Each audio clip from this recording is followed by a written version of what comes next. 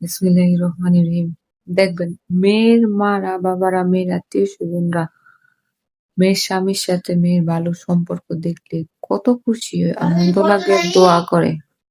আর দেখেন ছেলের বাবা-মারা, ভাই-বোন, আত্মীয়-স্বজনরা যদি দেখে তার বউর সাথে ভালো সম্পর্ক, খুব ঘনিষ্ঠ তাদের মধ্যে সম্পর্ক ভালো স্বামী-স্ত্রী, তাহলে তাদের কলিজা সব পরিবারগুলোতে না, কিছু কিছু পরিবারগুলোতে মেয়ের বাবা-মা যদি দেখে তাদের মেয়ের স্বামীর সাথে ঝগড়া, তাদের অনেক কষ্ট লাগে, কিভাবে মিলিয়ে দিবে সেই টেনশনে থাকে।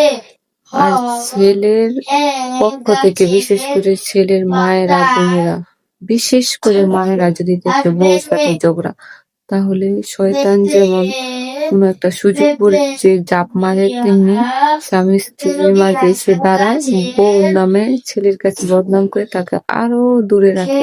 এই একটা বিসমিল্লাহির রহমানির রহিম। Social media, YouTube, Facebook, TikTok আরো যত কিছু আছে, ওগুলোতে মানুষ নাকি বলে এক জামা পরে বারবার আসা যাবে না।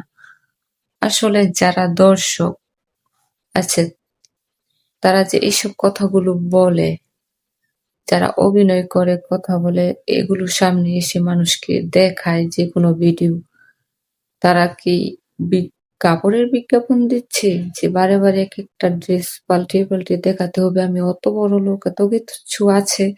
আসলে এটা নিতান্ত একটা বোকামি প্রশ্ন আর বোকামি কাজ।